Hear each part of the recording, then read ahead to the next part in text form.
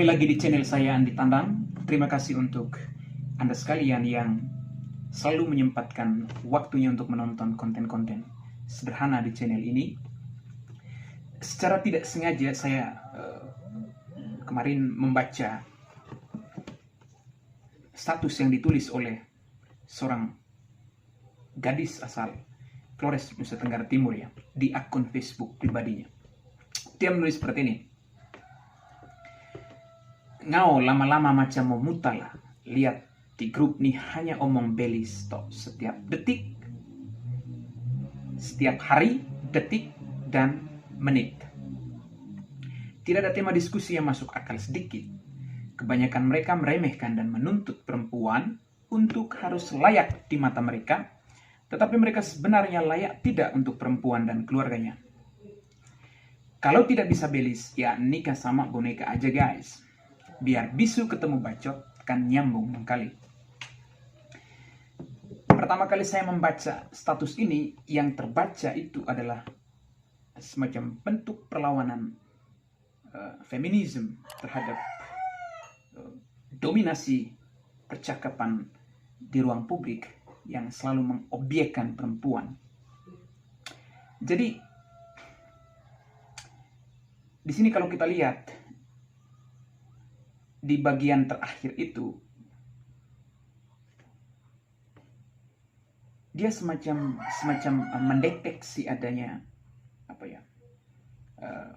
kecenderungan anggota grup untuk meremehkan perempuan, lalu kemudian menuntut mereka agar harus layak di mata mereka, di mata laki-laki dalam hal ini. Tetapi mereka lupa apakah mereka sendiri itu layak untuk perempuan dan juga keluarganya. Sehingga memang ekspresi kekesalannya itu dia tuangkan dengan salah satu rekomendasi yang menurut saya ya bisa diikuti ya. Ya kalau memang tidak mau tidak bisa belis ya silahkan nikah dengan boneka ya, mungkin itu free ya. Ada beberapa pandangan ya soal kritik sebagian publik terhadap belis yang terjadi di beberapa daerah ya di Nusa Tenggara Timur. Yang pertama, mereka melihat bahwa ada semacam pergeseran makna ya dalam tradisi belis itu sendiri ya. Dulu belis menurut mereka itu hanya sebagai simbol ya dalam satu upacara perkawinan ya. Ketika kita sebelum masuk ke level pernikahan, kita mesti melalui tahapan-tahapan adat ya. Salah satu itu adalah belis, tapi itu hanya sebagai simbol. Tetapi dalam proses perjalanan waktu,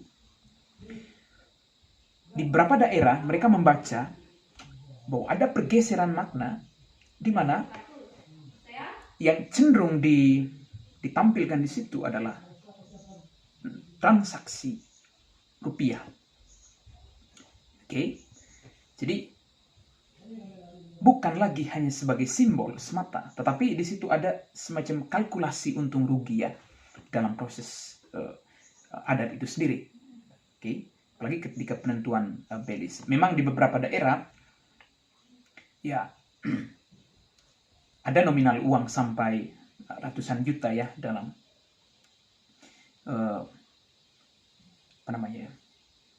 acara belis itu sendiri ya. Sebagian pula membaca bahwa ketika kecenderungan transaksi rupiah itu diprioritaskan, maka pada saat yang sama sebetulnya ada semacam upaya untuk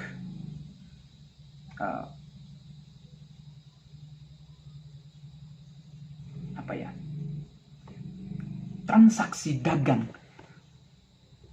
seorang perempuan. Karena apa? Kalau kita lihat misalnya angka ratusan juta rupiah ketika penentuan Belis itu sendiri,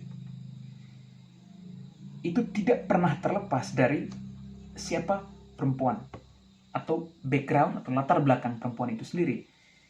Misalnya, bisa jadi dia datang dari strata sosial yang tinggi, atau kemudian misalnya dia punya background pendidikan yang tinggi, dan itu juga akan menentukan jumlah Belis yang diberikan. Oke. Nah, ini yang terbaca di publik, sehingga satu soal pergeseran makna Belis, lalu kemudian ada semacam transaksi atau kalkulasi ekonomi di balik upacara Belis itu sendiri. Oke. Ya, tentu hal-hal semacam ini bertebaran di publik, dan kita memang butuh waktu ya untuk beri semacam pembuktian ya, atau ya semacam pembuktian ilmiah ya soal ini. Nah, bagaimana untuk mendamaikan hal ini? Menurut saya ini memang agak susah ya, karena memang di setiap daerah di Nusa Tenggara Timur itu mempunyai tradisi ya, kebiasaan yang berbeda-beda ya, termasuk dalam upacara perkawinan. Ya, di Manggarai beda, di Ngada beda, di Ende beda, di Nagekeo beda, lalu di Momere atau di Larantuka, semua mempunyai tradisi atau kekhasan tradisi masing-masing, dan ini memang tidak akan bisa dihilangkan. Oke, karena ini bicara soal tradisi, itu akan susah untuk dihilangkan. Lalu kemudian kita juga tidak akan bisa mengintervensi lebih jauh ya soal penentuan Belis itu sendiri. Oke, penentuan Belis, karena memang yang punya kewenangan untuk itu, penentuan Belis itu adalah di daerah tertentu, itu adalah dari pihak perempuan, tetapi kemudian melalui satu kesepakatan adat. Ya, ada namanya deal-dealan ya, dalam tanda kutip, deal-dealan adat dalam ruang pertemuan adat, maka di situ diputuskan, oke, ini Belisnya seperti ini. Jadi memang kita tidak bisa mengintervensi terlalu jauh ya soal pengambilan keputusan dalam penentuan nilai Belis itu sendiri, kecuali misalnya ada semacam batasan khusus, katakanlah batasan adat. Oke, nominal untuk Belis seorang perempuan, misalnya di daerah ini sekian-sekian. Tidak pandang bulu soal you datang dari background seperti apa. Apakah you punya strata sosial yang tinggi, atau kemudian you punya latar belakang pendidikan yang tinggi. Tidak jadi masalah, tapi kita menentukan, oh ini standar Belis untuk perempuan. Oke, tapi ini mungkin tidak akan bisa dilakukan, karena memang kita sudah mengintervensi hal-hal privat di tingkatan adat itu sendiri ya. Lalu ada juga pandangan yang beredar, dengan tingginya nilai Belis di Nusa Tenggara Timur, katakanlah di beberapa daerah itu ada yang harus bawa kerbau, sapi, lalu kambing, babi, ditambah pula dengan uang. Ya, kisaran sampai ratusan juta rupiah. Pihak laki-laki harus menghabiskan uang sebesar itu. Dan menurut mereka, tradisi-tradisi semacam ini kalau tetap dipertahankan akan berdampak pada persoalan ekonomi, berdampak pada kemiskinan. Oke? Ada laki-laki yang memang secara ekonomi pas-pasan, tetapi karena tuntutan adat, tuntutan Belis, mau tidak mau dia harus berpikir atau harus putar otak, oke, untuk bisa bayar Belis. Pada akhirnya dia harus ngutang. Oke, kalau tidak ngutang berarti Belis tidak bisa dibayar. Kalau Belis tidak bisa dibayar, maka pernikahan bisa saja dibatalkan. Nah, ini juga pandangan yang beredar ke publik.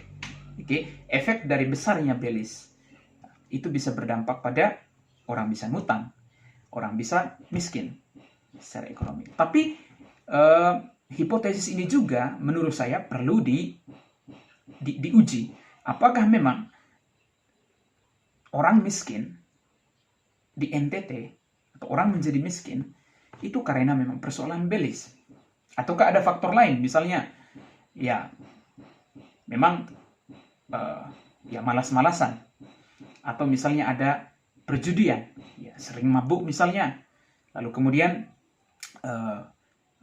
malas untuk bekerja, atau mungkin ada faktor-faktor lain. Nah, hal-hal semacam ini juga perlu diuji secara ilmiah, sehingga memang kita bisa sampai pada satu titik terang.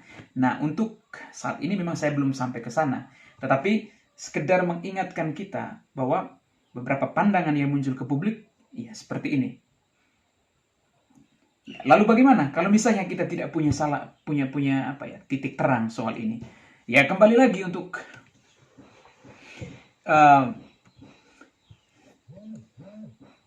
kaum laki-laki ya, memang yang khususnya mereka yang mau menikah. Kalau memang ini belis masih dijadikan persoalan karena mungkin terlalu mahal, terlalu tinggi, ya rekomendasi dari penulis status di akun pribadinya ini ya bisa dijadikan.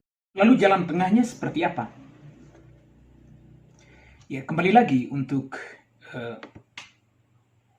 mereka yang hendak menikah, sebelum sampai pada tahapan pernikahan, persiapan diri itu menurut saya sangat penting ya, baik itu secara materi ataupun misalnya mental ya, sehingga memang ketika berhadapan dengan satu tradisi semacam ini ya, kita udah punya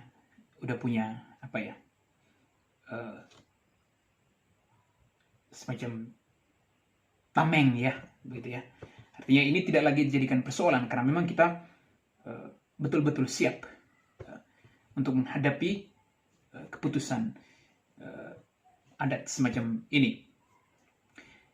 Kalau memang ya tidak bisa karena persoalan ekonomi, maka cinta itu harus kandas ya. Ya mungkin usulan terakhir dari penulis status juga bisa dijadikan pertimbangannya ya. Jadi kita mencari sesuatu yang free, yang gratis ya, untuk menikah ya, itu dengan boneka. Kita bisa belajar dari pria di Kazakhstan yang memilih menikah dengan boneka karena tidak mau ribet, atau kita juga bisa belajar dari pria di Jepang yang juga memilih langkah yang sama, menikahi boneka karena tidak mau pusing dengan hal-hal semacam itu. Terima kasih sudah menonton channel ini. Jangan lupa like, komen, dan subscribe.